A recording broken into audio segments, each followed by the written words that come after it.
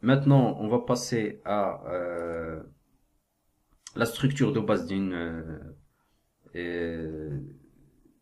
Comme vous voyez ici, on a la classe call. Ça, c'est ce qu'on appelle dans nos divs. Donc, on appelle la classe call étoile étoile. Ça, c'est la classe call. Donc, la première étoile représente la réactivité. Donc, la réactivité SM, MT ou LG ou XL. Donc, ça veut dire la réactivité small ou medium pour les dispositifs moyennes, large pour les LG pour les dispositifs qu'on voit ici large et XL pour l'extra large. Et on a un nombre, donc la deuxième, alors que la deuxième étoile représente un nombre qui devrait toujours ajouter jusqu'à 12 pour chaque ligne. Donc c'est un nombre qui devrait toujours ajouter jusqu'à 12 pour chaque ligne. Donc ici maintenant, on va essayer de créer un div. Donc on va essayer de créer un div. On lui donne la classe container fluid. Donc maintenant, avant de continuer, on va faire h1. Un h1 et on va lui donner, on va parler de la classe .call. Classe. Ça c'est la classe .call. Ici, on va appeler notre div. On va créer donc div. Point, je lui donne container fluid. Et dans ce div, on a une classe row. Et dans ce div, on a un autre div qui a la classe call. Call. Et on fait, ou bien call fois, ouais, on lui donne un contenu.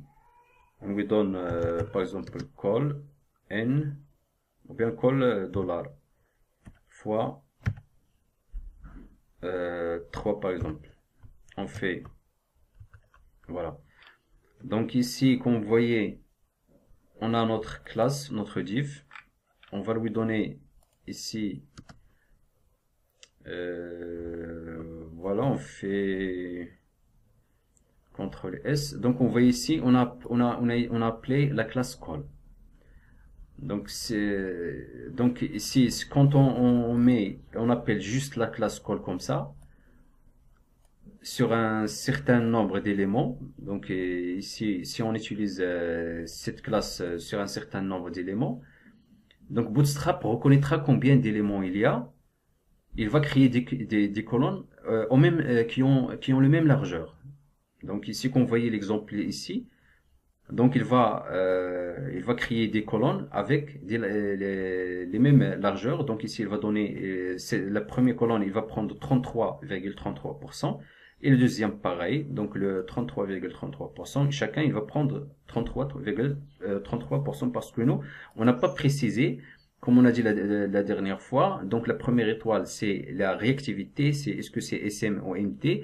Et on n'a pas précisé le nombre de colonnes. Donc ça veut dire combien il y aura de colonnes dans le premier. Donc est-ce que 2 ou 3 ou 4. Donc ici, si on fait un CTRL S, si on fait on actualise notre page. Donc on voit ici, donc on a ça c'est notre H1 et on a la classe, la colonne. Donc on va essayer de donc ici container fluid. Donc on prend ici, on lui donne border ou bien background success. Ici on lui donne background info et ici on lui donne background par exemple warning. On fait un CTRL S et on actualise notre page. Donc voilà. Donc ici nous on n'a pas donné, on n'a pas précisé le nombre de colonnes, mais Bootstrap a essayé de donner à chaque colonne 33% ou bien la même taille. Si on prend par exemple 4 colonnes ici, si on rajoute une autre colonne ici, donc il va le donner à chacun. Donc il va